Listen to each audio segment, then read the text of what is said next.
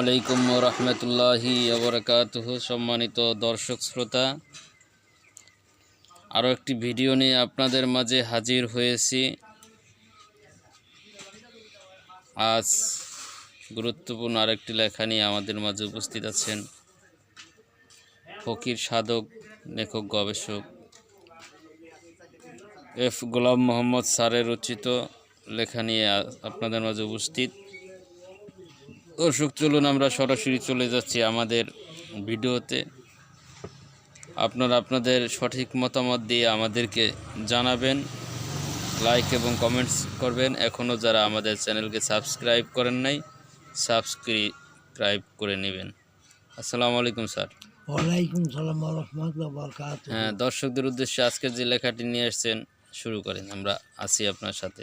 আসসালামু আলাইকুম দর্শক বৃন্দগণ, আমার এই কথাগুলি মনোপ্রাণ দিয়ে বিশ্বাস করেন এবং চিন্তা ভাবনা করেন যে কথাগুলি যদি সত্যিকারের মানবতার দৃষ্টিতে মানবতার কল্যাণে আনে, তাহলে তা কমেন্ট করে জানাবেন এবং আমাকে বলবেন। তবে এখন আমি শুরু করছি। আপন মনের ইচ্ছা পূজা করে থাকে যাহারা বিবরে, আপন মনের ইচ্ছা পূজা করে থাকে যাহারা বিবরে, তাহারাই দুনিয়াধারী মানুষ যাবে জাহান্নামী হইয়ারে, তাহারাই দুনিয়াধারী মানুষ যাবে জাহান্নামী হইয়ারে। আপন মনের ইচ্ছা পূজা করে থাকে যারা বিভোরে। আমি কি মানুষ না অমানুষ তা ভাবিনি, মুক্তি আমার কোথায় রে। আমি কি মানুষ না অমানুষ তা ভাবিনি, মুক্তি আমার কোথায় রে। আমার কামনা বাসনা ইচ্ছা পোষণ করে অন্তরে, আমার কামনা বাসনা ইচ্ছা পোষণ করে অন্তরে।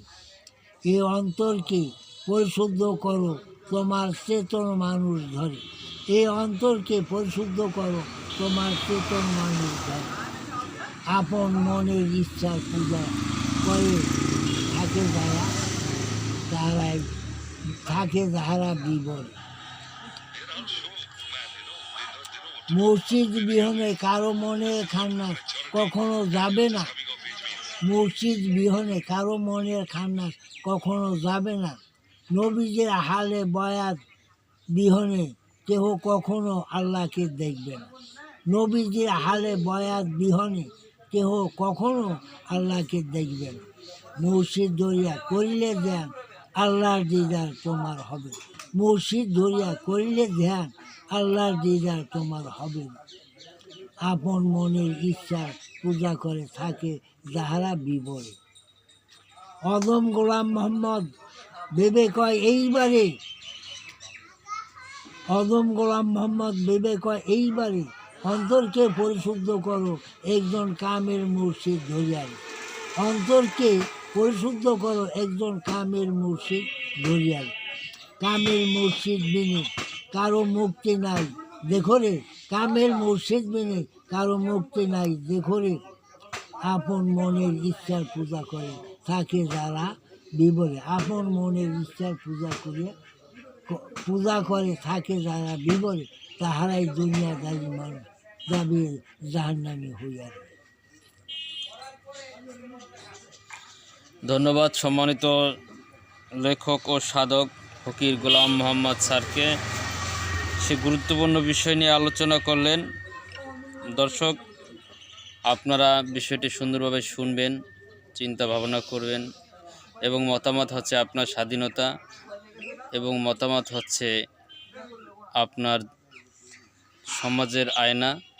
আপনার মতামতে আমরা সঠিক পথের সন্ধান পাব, আপনাদের ভোটে আমরা সঠিক পথের সন্ধান পাব।